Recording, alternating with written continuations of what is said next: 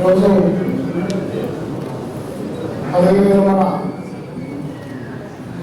ఆత్మీయ అభినందన సన్మాన కార్యక్రమానికి ఇచ్చేసినటువంటి వేదికమైనటువంటి పెద్దలు, అదేవిధంగా రామచంద్రబాబు గారి కుటుంబ సభ్యులు, బంధుమిత్రులు అందరికీ కూడా నా నమస్కారాలు.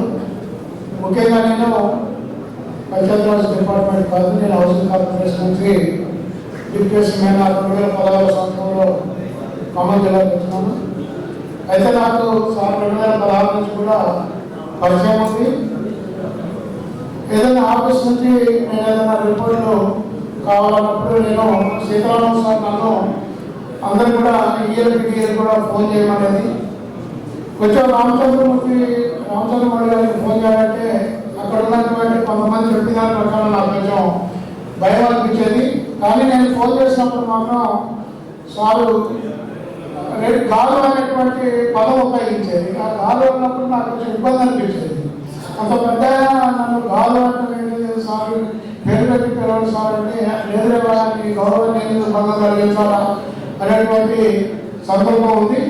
ముఖ్యంగా సార్ల గురించి వెంకటపత్రాలలో చెప్పినప్పుడు సమయం ఎక్కువ తీసుకొని నేను ఒక 3 విషయాలు సార్ యొక్క ఫలితము, విధానము, వారి యొక్క విధుల వల్ల వాళ్ళు చూపించినటువంటి సాయశక్తుల గురించి సమయ పాలన, పట్టుదల, అంకిత భావం. సమయ పాలన, పట్టుదల, అంకిత భావం ఈ 3 కలిపితే రామచంద్రమూర్తి గారు అవుతారు. ముఖ్యంగా నేను ఆగస్టు 2023 నుంచి చాలా ఎస్సీగా వచ్చాను. ఎస్సీగా వచ్చిన దగ్గర నుంచి నేను ఇంకా దగ్గరగా సార్తో ప్రతిరోజు కూడా నేను సార్కి దగ్గరగా ఉన్నటువంటి సందర్భం. ఇంకోటి ఏంటంటే ఈ మధ్యలో ఖమ్మం జిల్లా కలెక్టర్ గారు బదిలీగా ఈపీ గౌతమ్ గారు బదిలీగా మా హౌసింగ్ కార్పొరేషన్ కమిటీగా మొన్న జాయిన్ అయినప్పుడు నేను 23వ తారీఖున నేను మా రాష్ట్ర సంఘటన కలిసినప్పుడు ఇట్లా నేను ఖమ్మం జిల్లాలో పనిచేస్తాను సార్ అంటే అక్కడ నేను పంచాయతీరాజ్ ఎస్సీ ఆఫీసర్ రామచంద్రబాబు గారు నేను పనిచేస్తాను సార్. ఆయన పిఓ అన్నారు. ఆయన మరి ఎందుకంటే రామచంద్రబాబు గారు పిఓ అంటే మా సమయం అక్కడ హౌసింగ్లో పనిచేసి డిప్యూటేషన్ అక్కడ జేడీగా పనిచేస్తానంటే అక్కడ మా సీనియర్ ఆఫీసర్లో ఒక 4 ఎస్సీలు, ఒక సీఈ ఉన్నాడు. వాళ్ళ మీద అంటే రామచంద్రమౌళి అనేటువంటి ఒక ఎస్సీ గారు టీం వర్క్ బాగా చేస్తారు. అక్కడ రిసర్చ్ డిపార్ట్మెంట్ అని చెప్పి వాళ్ళందరి ముందు కూడా చెప్పడం జరిగింది. చాలా సంతోషం చేస్తున్నారు. నేను ఆ సందర్భంలో నేను అన్నా సార్, ఈరోజు మీరు ఇక్కడ లేకుండా ఖమ్మం జిల్లా కలెక్టర్గా ఉన్నట్టయితే సార్ రిటైర్మెంట్ ఫంక్షన్ మీరు చీఫ్ గెస్ట్గా వచ్చి ఉండేవాళ్ళేమో తప్పనిసరిగా అని చెప్పి నేను అభిప్రాయం వ్యక్తం చేసినట్టు ఆయన నవ్వారు.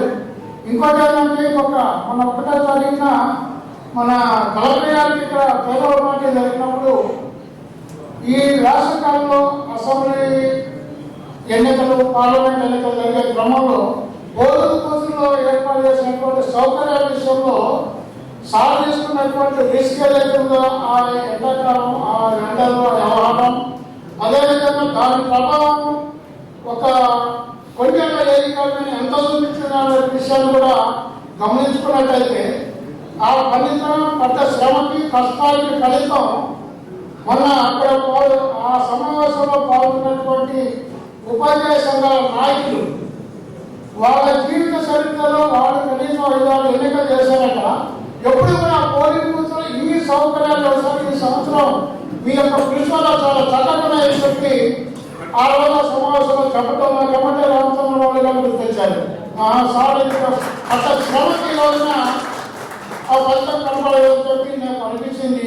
అప్పుడు కేవీకే గారు ఒక్కడే మన పిఆర్ డిపార్ట్మెంట్ నుంచి ఆ సమావేశం అప్పుడు మీరు వచ్చారో రాలేదు, 2 ఉపాధ్యాయ సంఘాల నాయకులు చెప్పడం జరిగింది. చాలా సంతోషంగా, ఎందుకంటే మీలాంటి అధికారులు ఈ యొక్క కొన్ని సంవత్సరాలు ఏదైతే బలంగా దృఢంగా ఉంటాయో, కొన్ని సంవత్సరాలు ఎందుకు బలహీనపడిపోతాయో అనే విషయంలో మీరు దృఢమైనటువంటి నాయకత్వం ప్రతిమ ఒక అధికారిగా మీరు తీసుకున్నటువంటి నిర్ణయాలు ఈరోజు పంచాయతీరాజ్ డిపార్ట్మెంట్ ఈ బలమైనటువంటి సంస్థగా నిలబడ్డది. కొంతమంది అధికారుల యొక్క బలహీనమైనటువంటి కొన్ని లోపాల వల్ల నేను ఎంత బలహీన పడిపోయి ఈ రాష్ట్రంలో మేము ఎంత అవాసాల అవమానాలు కాలేమో మా హౌసింగ్ కార్పొరేషన్ చూసుకుంటే తెలుస్తుంది. ఈ రెండింటిని కంపేర్ చేసుకునేటంటే మీలాంటి అధికారులు ఉండటం చాలా అవసరం. మీ యొక్క భావి జీవితం స్వచ్ఛంతో కుటుంబ సభ్యుల మధ్య గడవాలని నేను కోరుకుంటూ సెలవు తీసుకున్నాను. Thank you sir. Thank you.